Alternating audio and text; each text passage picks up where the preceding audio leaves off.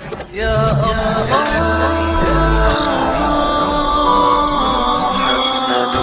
رسول الله. بسم الله الرحمن الرحيم. الحمد لله وكفى وسلام على عباده الذين اصطفى. أما بعد فأعوذ بالله من الشيطان الرجيم. بسم الله الرحمن الرحيم. يا أيها الناس اتقوا ربكم الذي خلقكم من نفس واحدة وخلق منها زوجها وبث منهما رجالا كثيرا ونساء واتقوا الله الذي تساءلون به والأرحام إن الله كان عليكم رقيبا. صدق الله مولانا العظيم. وقال النبي صلى الله تبارك وتعالى عليه وآله وسلم الدنيا كلها متاع وخير متاع الدنيا المرأة الصالحة أو كما قال صلى الله عليه وسلم وصدق رسوله النبي الكريم. میرے محترم بھائیوں، دوستوں اور عزیزوں، اللہ جل جلالہ عم نوالہ جو اس دنیا کے خالق حقیقی ہے اور فعال لما یرید ہے، بنانے والا اس دنیا کا اور اس کائنات کا وہ صرف اور صرف ایک اکیلا تنہا اللہ ہے. اسی نے بنایا ہے اور اسی نے جس کو بنایا ہے ان کو وقت گزارنے کے لیے طور طریقے دیے ہیں. مثال اس کی یوں ہے کہ ایک کمپنی کوئی چیز بناتی ہے تو اس کے استعمال کے طریقے بھی وہی بتاتی ہے. عام طور سے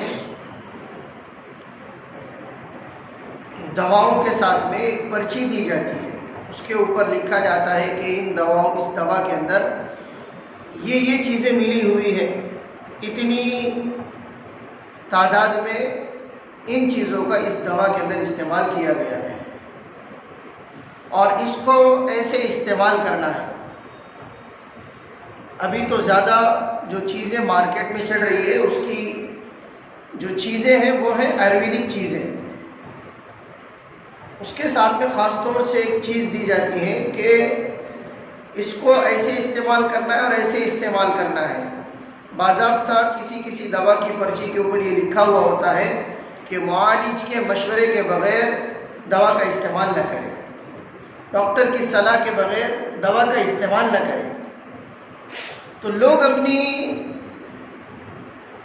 ایجاد کردہ چیزوں کے لیے رہبری کرتے ہیں، رہنمائی کرتے ہیں. کوئی کمپنی سے گاڑی نکلتی ہے تو وہاں پر کمپنی رہبری کرتی ہے کہ آپ کو ایسے سروس کرنا ہے، آپ کو گاڑی ایسے چلانا ہے، اور گاڑی کے میٹر کانٹے کے اوپر آپ کو اکنامک لکھا ہوا دکھے گا کہ اس کے اوپر آپ گاڑی مت چلاؤ تاکہ گاڑی آپ کو زیادہ سے زیادہ ایوریج دے، اچھا مائلیج نکلے، گاڑی آپ کی سیف رہے. تو لوگ رہبری کرتے ہیں اپنی ایجاد کردہ چیزوں کے متعلق. تو جس اللہ نے اس کائنات کو بنایا،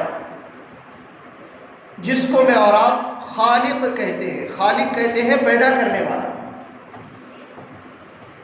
ہم مخلوق ہیں، ہم کو پیدا کیا گیا ہے. ہمارا خالق اللہ ہے اور مالک بھی اللہ ہے، رازق بھی اللہ ہے. ہمارا اپنا عقیدہ، ہمارا اپنا ایمان اور ہمارا اپنا یقین اور دلوں کا وجدان یہ ہے کہ سب کچھ اللہ کرتے ہیں. تو اس اللہ نے جس نے ہم کو پیدا کیا اور بنایا اور پوری کائنات کو بنایا ہے، اس نے طور طریقے دیے ہیں، اس نے رہنمائی کی ہے، رہبری کی ہے. وہ اللہ چاہتا ہے کہ میری بنائی ہوئی مخلوق یہ میری رہبری کے مطابق کام کرے، میرے حکم کے مطابق کام کرے. اسی کے اندر ان کا فائدہ ہے، اسی کے اندر ان کی کامیابیاں ہیں، اسی کے اندر ان کے لیے عزتیں ہیں، راحتیں ہیں، خوشیاں ہیں، فرحتیں ہیں. تو اس اللہ نے زندگی گزارنے کے لیے جہاں بہت سے طریقے بتلائے ہیں، وہاں پر جن چیزوں کے متعلق میری آپ کی بات کئی ہفتوں سے چل رہی ہے وہ یہ ہے کہ خاندانی نظام، آئینی نظام، جس کو اردو کے اندر معاشرتی نظام کہتے ہیں، اخلاقیات، معاملات، معاشرات، یہ جہاں شعبے ہیں، الگ الگ دین کے حصے ہیں، وہاں پر معاشرت دین کا بہت اہم حصہ ہے۔ اللہ کے نبی صلی اللہ علیہ وسلم نے ایک حدیث پاک کے اندر ارشاد فرمایا کہ تم میں سب سے بہتر وہ ہے جو اپنے گھر والوں کے لیے بہتر ہو۔ منتخب کے اندر حدیث حضرت نے نقل کی ہے کہ تم میں سب سے بہترین وہ ہے، خیرکم خیرکم لأہلی، تم میں سب سے بہتر وہ ہے جو اپنے گھر والوں کے لیے سب سے بہتر ہو۔ اور پھر پیارے آقا صلی اللہ علیہ وسلم نے ارشاد فرمایا اور میں تم سب میں اپنے گھر والوں کے لیے سب سے بہترین ہوں۔ یہ معاشرت کیا بتلائی ہے؟ معاشرت کا دین بتلایا ہے۔ اللہ کے نبی صلی اللہ علیہ وسلم نے ارشاد فرمایا کہ واللہ لا یؤمن، ایک مرتبہ ارشاد فرمایا، دوسری مرتبہ ارشاد فرمایا واللہ لا یؤمن، تیسری مرتبہ ارشاد فرمایا واللہ لا یؤمن۔ پیارے آقا صلی اللہ علیہ وسلم قسم نہ بھی کھائے، صرف کہہ بھی دے اپنی زبان سے سادے الفاظ میں، تب بھی ہماری کروڑوں قسم سے اوپر پیارے آقا صلی اللہ علیہ وسلم کی بات ہے۔ لیکن آقا 3 مرتبہ اللہ کی قسم کھا کر ارشاد فرما رہے کہ اللہ کی قسم وہ شخص ایمان والا ہو نہیں سکتا، اللہ کی قسم وہ شخص ایمان والا ہو ہی نہیں سکتا، اللہ کی قسم وہ ایمان والا نہیں ہے۔ صحابہ کو تعجب ہوا کہ 3 مرتبہ اللہ کے نبی قسم کھا رہے ہیں۔ بات کی اہمیت کو بتلانے کے لیے، تاکید کے لیے، اور زیادہ ترغیب اور ترہیب کے لیے، اور زیادہ شوق دلانے کے لیے، اور زیادہ ڈرانے کے لیے پیارے آقا 3 مرتبہ ارشاد فرما رہے۔ صحابہ نے پوچھا کون یا رسول اللہ؟ اللہ کے نبی نے ارشاد فرمایا من لا یأمن جارہ بوائقہ، کہ وہ شخص ایمان والا نہیں ہے اللہ کی قسم جو خود تو پیٹ بھر کر کھائے لیکن اس کا پڑوسی بھوکا ہے۔ معاشرت بتلائی، حسن معاشرت۔ اللہ کے نبی نے ارشاد فرمایا کوئی مکان بنانے والا اپنے پڑوسی سے اونچا مکان نہ بنائے تاکہ اس کی ہوا کو روک سکے، مگر یہ کہ اس کی اجازت لے، مگر یہ کہ اس کی کیا لے؟ اجازت لے۔ حسن معاشرت کے اصول بتلائے ہیں پیارے آقا نے۔ آقا صلی اللہ علیہ وسلم نے ارشاد فرمایا کہ جو کوئی درخت لگاتا ہے اس کے لیے جنت میں درخت لگانے کا اللہ پاک انتظام فرما دیتے ہیں۔ معاشرت کو بتلایا کہ معاشرے میں رہنے والے لوگوں کے لیے یہ راحت کا سبب ہے، ان کے سانس کے لیے، ان کے آکسیجن کے لیے یہ سکون کا باعث ہے۔ میں یہ چھوٹی چھوٹی حدیثوں کے ٹکڑے، الگ الگ حدیثوں کے جو بغیر ترتیب کے ہیں معاشرت کے تعلق سے، اللہ کے نبی صلی اللہ علیہ وسلم کے، اللہ کے نبی صلی اللہ علیہ وسلم نے بتلایا ہے، کر کے دکھلایا ہے کہ گھر کے اندر آقا صلی اللہ علیہ وسلم خود جھاڑو لگا رہے، اپنے کپڑے آقا صلی اللہ علیہ وسلم خود دھل رہے، امی جان عائشہ صدیقہ رضی اللہ عنہا کے ساتھ میں حضور پرنور صلی اللہ علیہ وسلم خود آٹا گوندھ رہے، خود آٹا گوندھ رہے۔ کیا ہے بھئی؟ اس کو کہتے ہیں معاشرت، اس کو کہتے ہیں گھریلو زندگی، اس کو کہتے ہیں سوسائٹی۔ معاشرہ ایسے بنتا ہے، یہ نہیں کہ معاشرے کے اندر کوئی پروگرام کر دو، کوئی چیز لانچ کر دو، کوئی اسکیم لا لو، کوئی پلاننگ لا لو اور کوئی ان کے لیے راحت رسانی کا کام کر دو، معاشرہ بن گیا۔ نہیں نہیں، معاشرہ تو فرد سے بنتا ہے، ایک فرد، اس سے معاشرہ تیار ہوتا ہے۔ اس لیے معاشرے کو بنانے میں بڑا کردار جو ادا ہوتا ہے وہ معاشرے کی خواتین کا ہوتا ہے۔ اسی لیے کسی نے کہا ہے کہ ایک مرد کا بننا، ایک فرد کا بننا ہے، لیکن ایک خاتون کا بننا، ایک عورت کا بننا پورے معاشرے کا بننا ہے۔ بڑا کردار ہے مستورات کا۔ خواتین کا کردار ہے. پیارے آقا صلی اللہ علیہ وسلم خواتین کا اتنا لحاظ رکھتے کہ پیارے آقا صلی اللہ علیہ وسلم نے ایک مرتبہ کہہ دیا.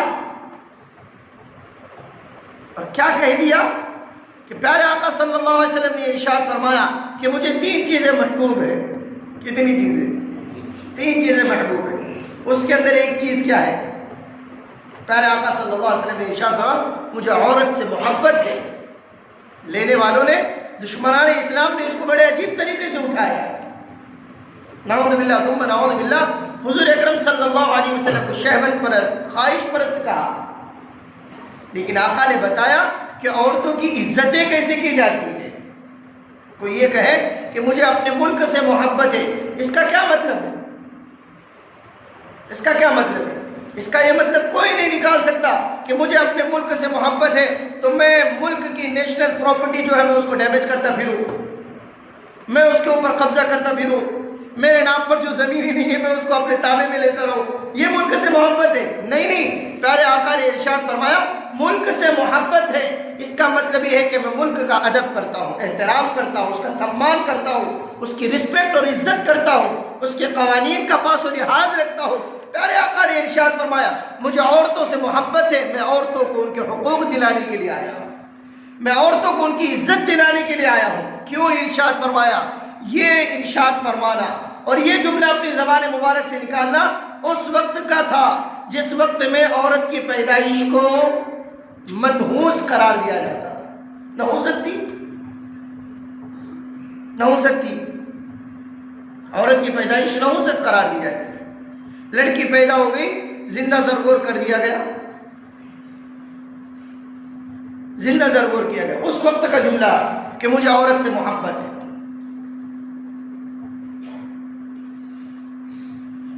مجمع میں سے کسی نے پوچھا یا رسول اللہ آپ کو کس سے محبت زیادہ ہے؟ مجمع میں سے پوچھ رہا ہے کہ آپ کو محبت کس سے زیادہ ہے؟ تو اللہ کے نبی صلی اللہ علیہ وسلم پورے مجمع کے اندر کہہ رہے کہ مجھے عائشہ سے محبت سب سے زیادہ ہے. کسی نے پوچھا یا رسول اللہ میں عورتوں میں نہیں پوچھ رہا ہوں، میں پوچھ رہا ہوں مردوں میں آپ کو محبت کس سے زیادہ ہے، لوگوں میں کس سے زیادہ ہے؟ تو پیارے آقا صلی اللہ علیہ وسلم ارشاد فرما رہے لوگوں میں پوچھ رہے ہو تو پھر مجھے عائشہ کے والد سے محبت زیادہ ہے. ابو بکر سے نہیں کہا، کس سے کہا؟ عائشہ کے والد سے زیادہ ہے. یہاں پر میں عورت کو بیچ میں لایا ہے. کیوں لایا؟ یہ وہ دور تھا جس دور کے اندر عورتوں کی محبت کے اظہار کو بزدلی قرار دیا جاتا. عورتوں کی محبت کا کوئی تصور نہیں. جیسا ہماری اپنی بعض عورتیں، بعض گھرانے کے بوڑھے بڑے بزرگ لوگ کہتے ہیں جو عمر دراز ہے، جن کے پاس میں علم نہیں ہے، جہالت کے دور سے گزر کر آئے، وہ کہتے ہیں کہ عورت پیر کی جوتی ہے، اس کو کہاں پر رکھنا؟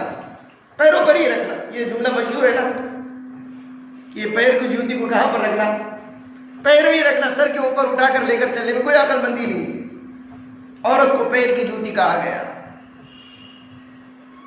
جہالت کا دور تھا.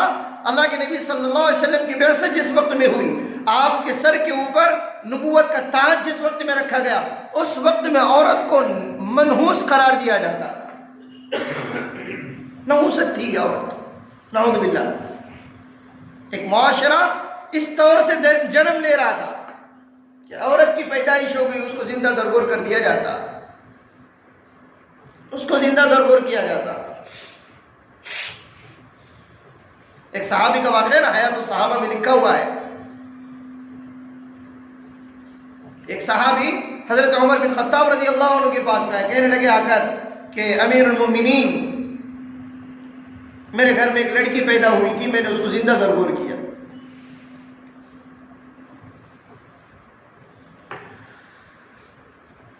اس کا انتقال ہو جاتا، اس سے پہلے میں نے اس کو خبر سے نکال لیا، میں نے اس کو باہر نکالا، وہ بچ گئی.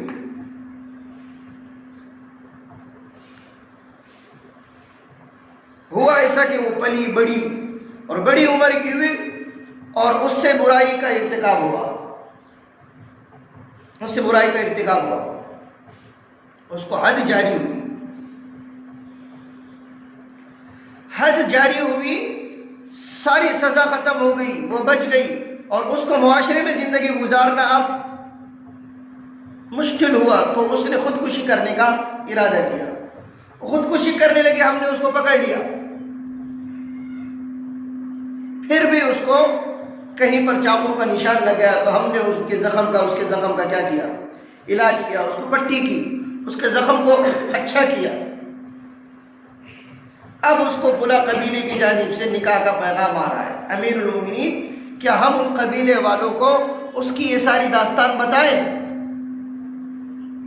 حضرت عمر بن خطاب رضی اللہ عنہ کہنے لگے, کیا تم اس چادر کو اٹھانا چاہتے ہو جس چادر کو اللہ پاک نے اس کے اوپر ڈالا ہوا ہے؟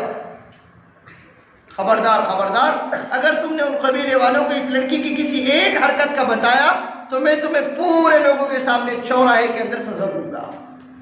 عورت کی عزت کو بتایا, اور اس کے ایسی شادی کرو, اس کا ایسا نکاح کرو جیسے پاک دامن لڑکیوں کا نکاح کیا جاتا ہے. عورت کا تصور نہیں تھا. اس دور میں پیارے آقا صلی اللہ علیہ وسلم نے آ کر عورتوں سے محبت کا اظہار فرمایا ہے. خواتین کا آج جو نعرے لگ رہے ہیں نا یہاں پر, یوم خواتین کے نام پر جو دن منایا جاتا ہے, آزادی کے نام پر, کہ عورتوں کو آزادی دینی چاہیے, دیواروں کے اوپر جملے لکھے جاتے ہیں, بیٹی بچاؤ بیٹی پڑھاؤ, قانون بنائے جاتے ہیں. رحمت العالم صلی اللہ علیہ وسلم نے یہ اصول 1400 سال پہلے بنایا. 1400 سال پہلے. کیوں بنایا؟ اس لیے بنایا کہ معاشرے کے سدھار میں, ایک اچھا معاشرہ بننے میں سب سے اہم کردار اگر کسی کا ہے تو ایک خاتون کا ہے, ایک عورت کا ہے. یہی عورتیں ہیں جو مجاہدین پیدا کرتی ہیں, یہی عورتیں ہیں جو غازی پیدا کرتی ہے, یہی وہ عورتیں ہیں جب ان کی کوکھ اچھی رہتی ہے اور ان کے دامن اچھے ہوتے ہیں اور ان کی تربیت کا نظام ہوتا ہے اور ان کے پاس میں اللہ کی طرف سے دیے ہوئے نظام کے مطابق عمل ہوتا ہے, تو انہی گودوں سے اللہ پاک نے کئی ہزار انبیاء علیہ السلام کو مبعوث فرمایا ہے. اسی لیے پیارے آقا صلی اللہ علیہ وسلم نے نکاح کرنے والے لڑکے کے لیے, میں پچھلے ہفتے کی بات پر آ رہا ہوں, نکاح کرنے والے لڑکے کے لیے تاکید کی ہے کہ وہ اپنے نکاح میں اسی لڑکی کو لے کر آئے جو دیندار ہو. کیا ہو؟ دیندار. دیندار لڑکی, نام کی نہیں, کام کی. کیسی؟ کام کی. ورنہ دیندار گھرانے تو بہت ہے, اللہ معاف کرے, دیندار گھرانے تو بہت ہے. لوگ مشہور کر دیتے کہ یہ دیندار گھرانہ ہے, لوگ مشہور کر دیتے کہ دیندار گھرانہ ہے. پرسوں ایک صاحب ملے, میں نے رشتہ کرایا تھا ان کی بچی کا. کہنے مفتی صاحب آپ کو تجربہ نہیں ہے. میں نے کہا بالکل قبول ہے.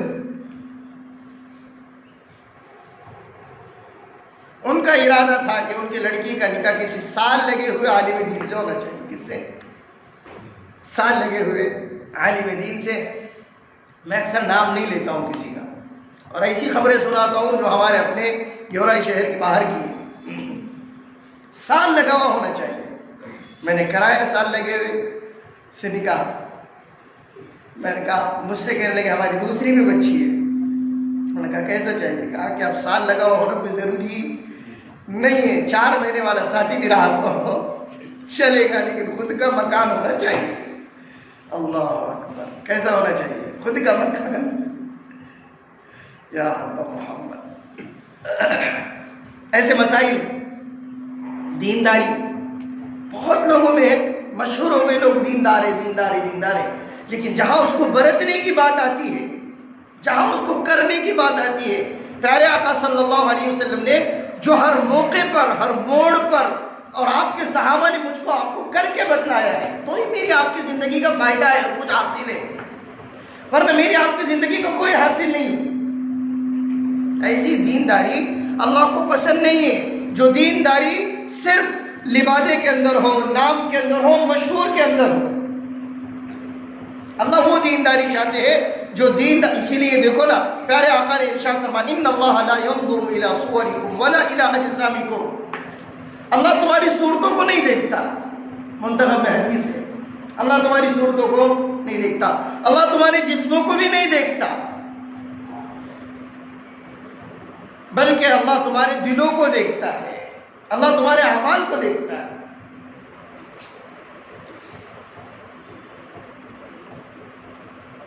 ابھی ایک نکاح ہوا، میں ان کے صاحب نکاح سے، لڑکی کے والد سے میں نے کہا کہ آپ ایسا نکاح کرو، ایک ہفتہ پہلے میں نے کہا، پچھلے ہفتے کی بات ہے، جمعہ کے دن کہا، آپ ایسا نکاح کرو کہ اپنے نکاح میں دعوت کا کوئی انتظام نہ کرو، کھانے کا کوئی انتظام نہ کرو، اور کھڑے ہو کر اعلان کرو عقد خانی کے بعد میں جتنے لوگ آئے ہیں ان کے لیے کھانے کا انتظام نہیں ہے بلکہ ولیمے کا انتظام ہے، وہ لڑکے والوں کی جانب سے۔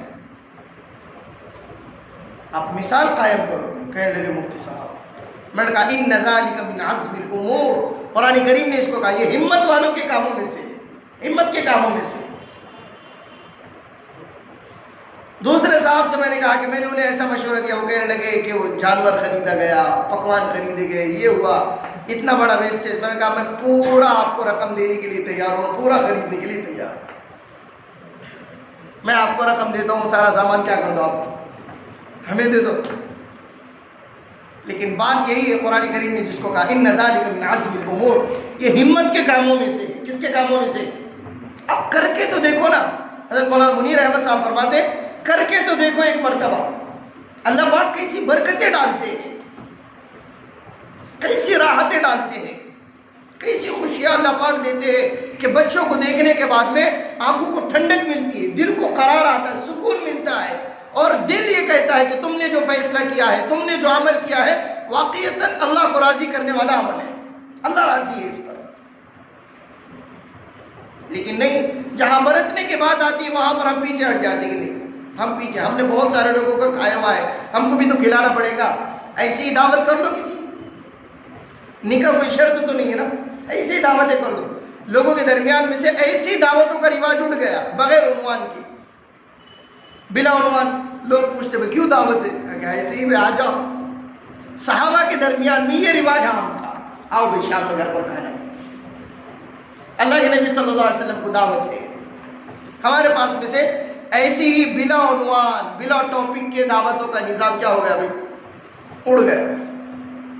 کون سی دعوتیں آ گئی؟ اب شادیوں کی دعوتیں آ گئی، چھلے کی دعوتیں آ گئی، چھٹی کی دعوتیں آ گئی، جمعگی کی دعوتیں آ گئی، ختنہ کی دعوتیں آ گئی، ختنہ کے جمعگی کی دعوتیں آ گئی، پان بیڑی کی دعوتیں آ گئی، بی پری کے کھانوں کی دعوتیں آ گئی، رجگی کے کھانوں کی دعوتیں آ گئی، اور ہلدی کے کھانوں کی دعوتیں آ گئی۔ اب ٹرین چڑھ رہا ہے، ہلدی کے رات میں اب عورتوں کا بھی ڈریس لباس پیلا ہونا چاہیے اور مردوں کا بھی لباس کیسا ہونا چاہیے، پیلا ہونا چاہیے۔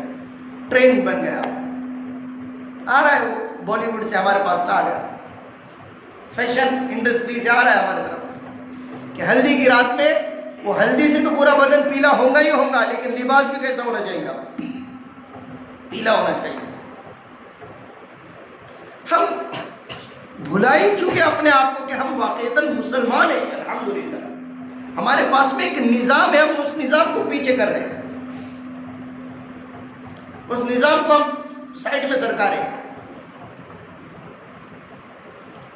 میں کل شام میں عشاء کے بعد میں کھانا کھا رہا تھا، میں نے اپنی بیوی سے کہا کہ غیر قوموں کو کپڑے پہننے کا کوئی طریقہ سلیقہ نہیں تھا، یہ سارے طریقے سلیقے اللہ کے کرم سے مسلمانوں نے دیے ہوئے ہیں۔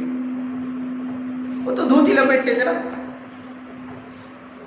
شیکٹا جس کو کہتے، کاشتا کیا رہتا ہو، تو وہ لپیٹی ہے، بس ختم ہو گئی بات۔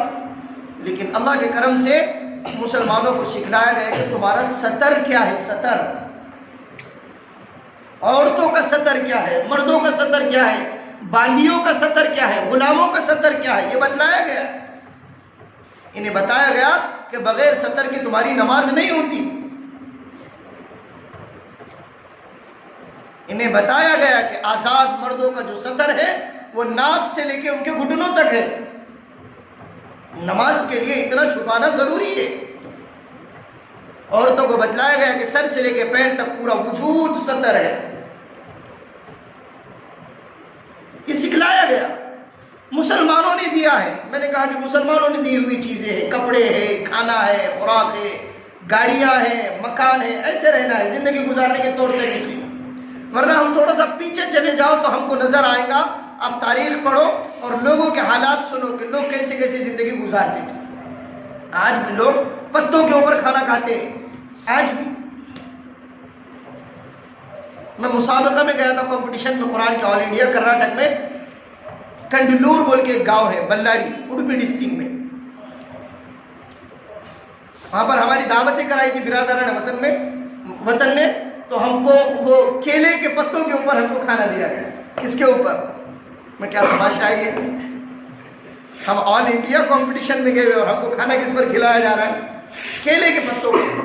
آج بھی لوگوں میں یہ ہے، آپ دیہاتوں کے اندر جاؤ، آپ پہاڑی علاقوں کے اندر چلے جاؤ، آپ ایسے علاقے جو بچھڑے ہوئے علاقے ہیں، آدیواسی علاقے، آپ جاؤ دیکھو لوگ کیسے زندگی گزارتے ہیں۔ ابھی بھی باقی ہے یہ چیزیں، طور طریقے نہیں۔ الحمدللہ مسلمانوں نے سکھلایا ہے کہ کپڑے ایسے پہننا ہے، غذائیں ایسی رکھنا ہے، پکوان ایسے بنانا ہے، لباس ایسے ہونا چاہیے، مکان ایسے ہونا چاہیے، سواری ایسی ہونی چاہیے۔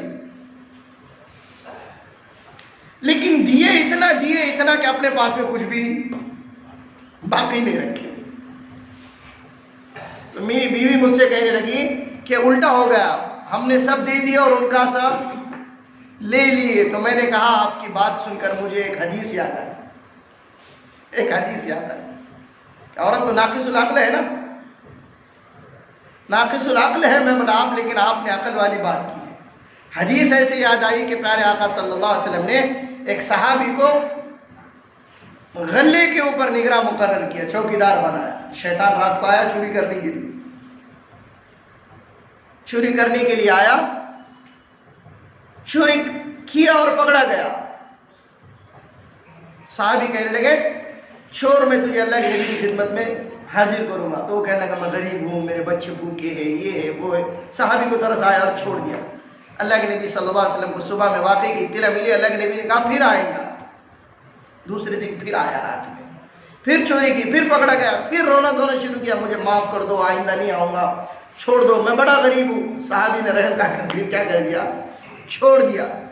اللہ کے نبی نے کہا پھر آئے گا تیسری مرتبہ، پھر آیا تیسری رات میں، چوری کیا، صحابی نے پکڑا، رونے دھونے لگا، کہنے لگا تیرے رونے کا اب میرے اوپر کوئی اثر نہیں ہوگا۔ صحابی کہنے لگے میں تجھے ضرور پیش کروں۔ کہنے لگا مجھے چھوڑو، میں تمہیں ایک بات بتاتا ہوں اور پتے کی بات بتاؤں گا۔ کیا بات بتائی ہے؟ آیت الکرسی کے متعلق، کہ جو شخص آیت الکرسی پڑھتا ہے اس کے لیے اللہ کی طرف سے فرشتے حفاظت پر مامور ہو جاتے ہیں۔ یہ اللہ کے عرش کے خزانے سے نکلا ہوا خزانہ ہے،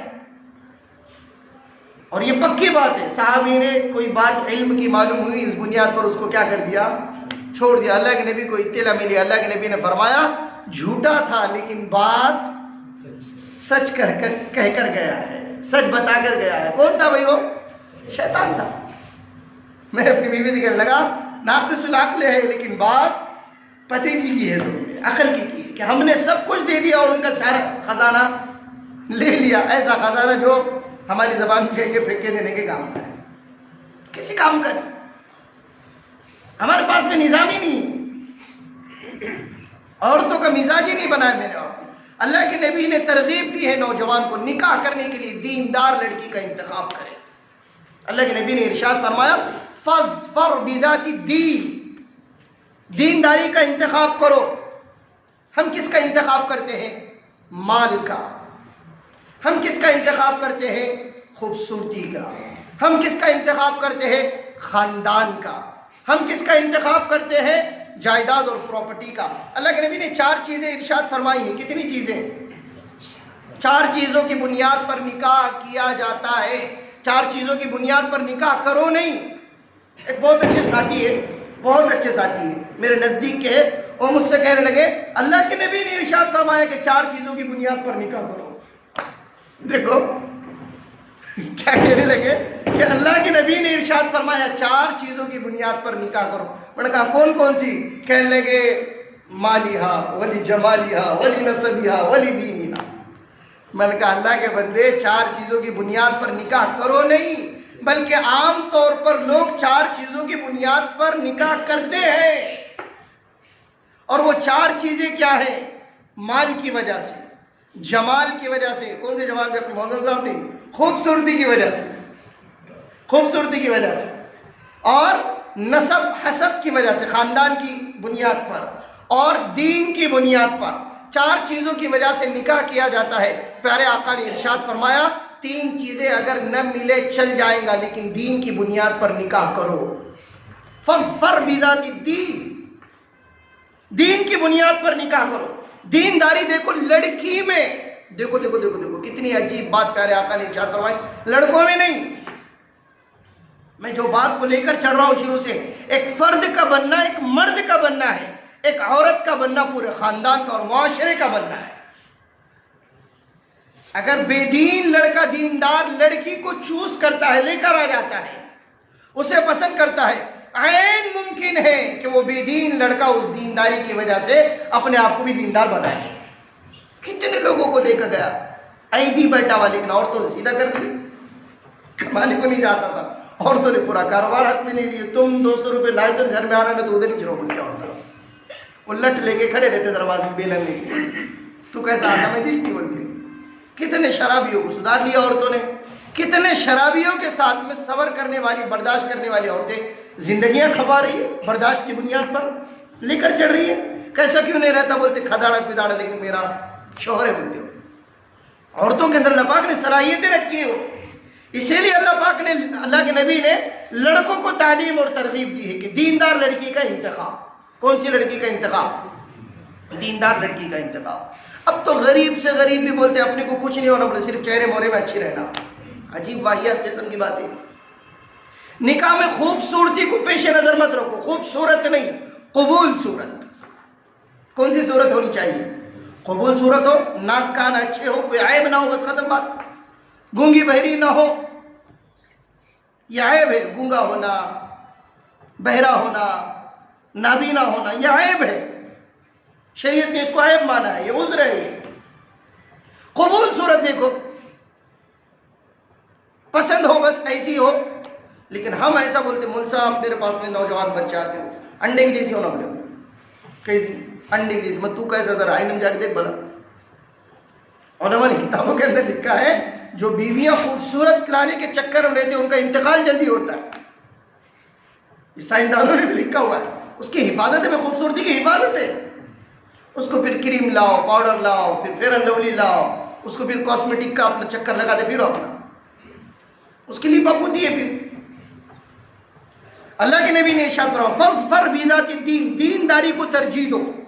دیندار لڑکی، دیندار لڑکی، ایسی لڑکی لے کر آؤ کہ اس لڑکے کو دیکھنے کے بعد میں شوہر کی آنکھیں ٹھنڈی ہو۔ ورنہ عام طور سے آج کل کا معاشرہ ایسا چل رہا ہے کہ ہر 2-4 گھروں کے بعد میں جب کوئی میاں، جب کوئی شوہر گھر کے اندر قدم رکھ رہا ہے تو باہر تو وہ فری ہے، باہر دوستوں میں ہنس کھیل کے زندگی گزار رہا ہے، خوشگوار چائے پی رہا ہے، پوڑیاں کھا رہا ہے، اور پتہ نہیں کہاں گھوم پھر کر آ رہا ہے۔ جیسے ہی گھر کے اندر قدم رکھا کہ بیوی کا منہ دیکھنے کے بعد میں پورا ٹینشن میں آ گیا،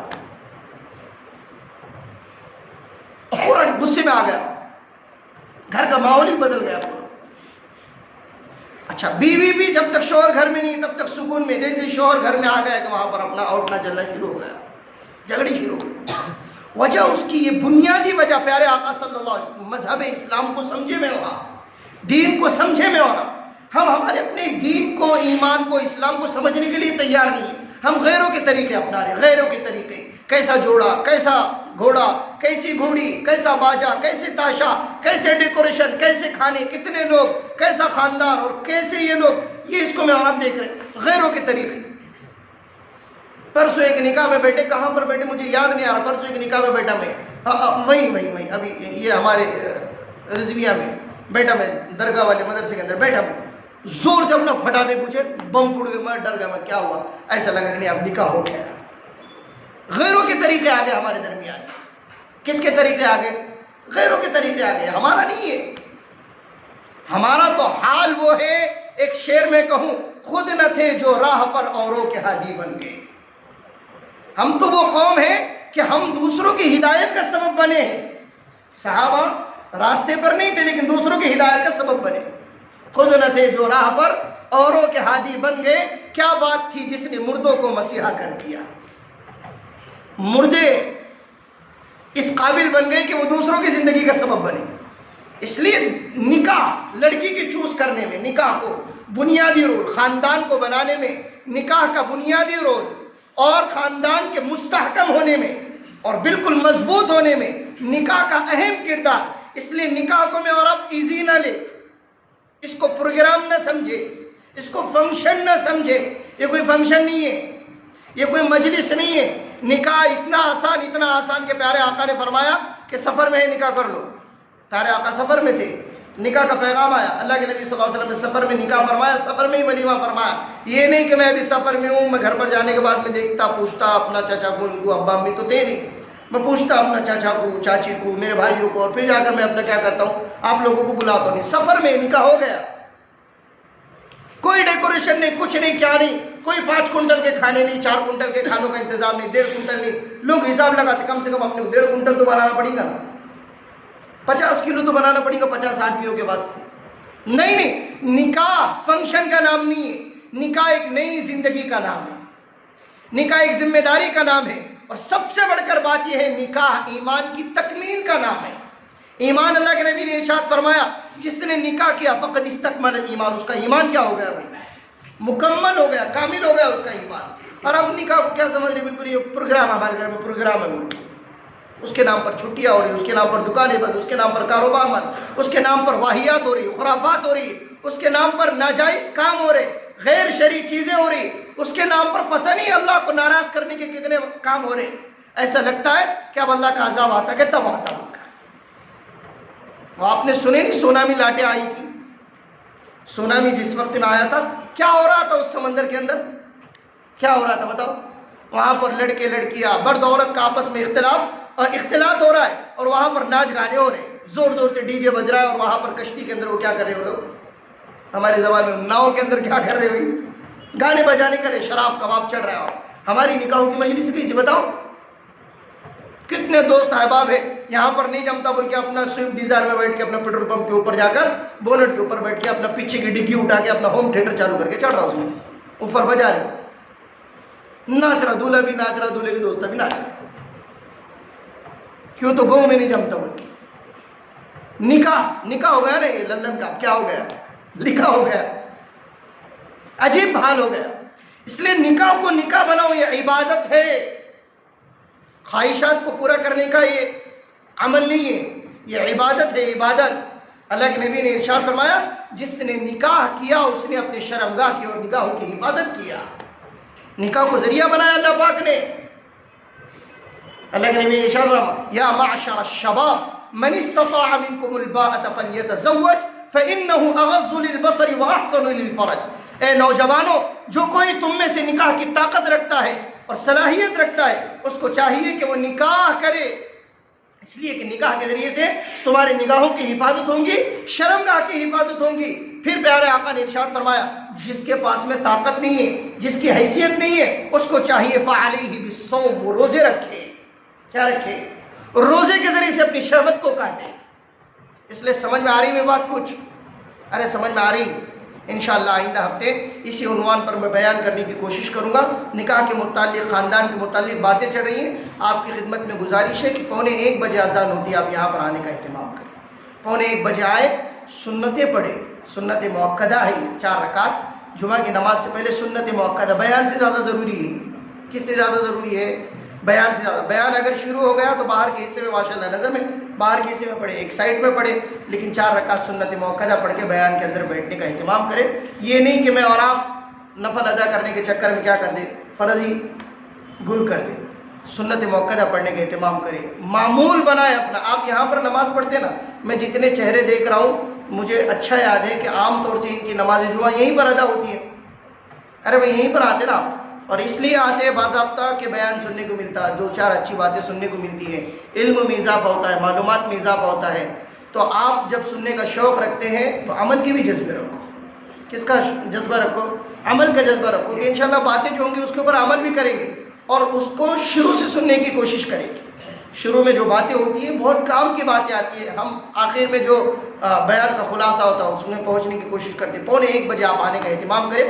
ہر جمعہ کو اپنا معمول بنائیں کہ 12:45 سے پہلے ہم کھانے سے, غسل سے, دیگر مصروفیات سے فارغ ہوں گے اور 12:45 بجے انشاءاللہ مسجد کے اندر آئیں گے. کریں گے اہتمام. اللہ عمل کی توفیق دے. سفید درست کر لیں.